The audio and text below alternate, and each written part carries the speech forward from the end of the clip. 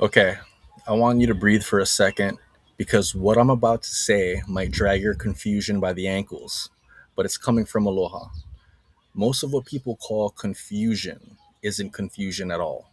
It's the emotional equivalent of putting a towel over your head and pretending the problem disappeared. You're not confused. You're avoiding the clarity that's been following you around the room. I'm King Martin, an author and just a guy from Maui who learned that the mind reflects whatever you hand it. I share what I've lived, what I've tested, what spirit keeps showing me. If you're here, some part of you is ready for straight truth. So before we get into this, go ahead and like and subscribe so the algorithm at least knows you're trying to get your life together. Think about the last time you said, I don't know what to do. Did you actually not know? Or did the real answer walk in like an uninvited guest and you just pretended you didn't see it? Be honest, you saw it. You made eye contact, you shut the door slowly, and was like, nope, not today. And that feeling, that tightening in your chest, that little drop in your stomach, that's not confusion. That's clarity you're not ready to admit. And that's okay. That's human. But let's stop calling fear by the wrong name. The Bible breaks this down without mercy.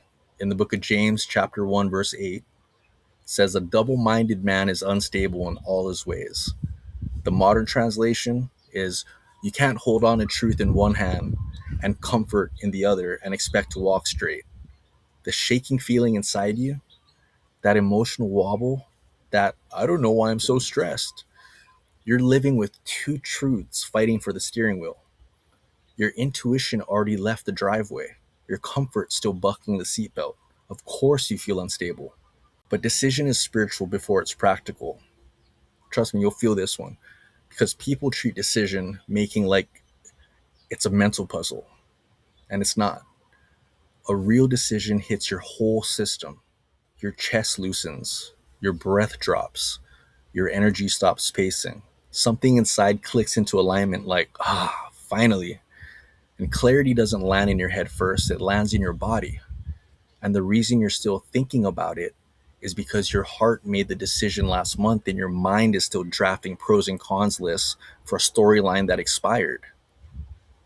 So let's be honest about what you're really afraid of. Honestly, you're not confused about that relationship. You're just afraid of the silence after the goodbye. And you're not confused about your job. You're afraid of losing the stability that's been holding your sanity together with the duct tape. You're not confused about your calling. You're just hoping God will change his mind and give you an easier assignment. You're not confused about your patterns. You're just afraid of the discipline that would require you to stop entertaining your own excuses. See, you're not confused. You're just hoping the truth will negotiate when it won't. Clarity doesn't come first, it comes after you move. This is where it gets spiritual. The Bible says in the book of Proverbs, chapter 3, verse 6, in all your ways acknowledge him, and he shall direct your paths. Do you notice what's missing? It never said stand still until further notice. Direction shows up after commitment. The path appears after your feet move. Faith is forward motion. Confusion is fear with a clipboard. You want clarity? Choose something. Choose yourself. Choose alignment. Choose truth. The map unfolds when you stop pretending that you're lost. When you decide, reality adjusts instantly. The second you commit internally, your boundaries rearrange themselves. Your standards rise like a tide. Your spirit tightens the lock on old doors. People who drain you lose access. Opportunities that match you appear. Your energy stops leaking into maybes. Life can't outrun a person who finally decides. Your environment is forced to reorganize around the identity that you claim. Decision changes you.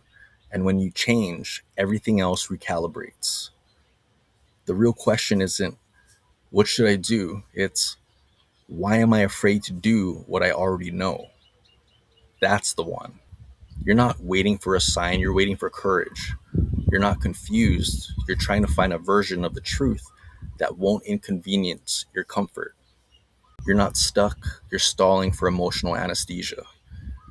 And you don't need anesthesia, you need honesty with yourself. So here's my invitation: sit with the places inside you where you've misnamed fear as confusion.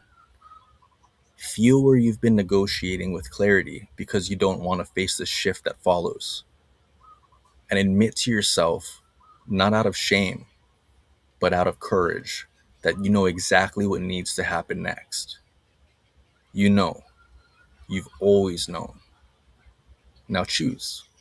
Hey, if this spoke to the part of you that's been wrestling in circles, like this video, subscribe, and send it to someone who's been calling fear confusion for way too long.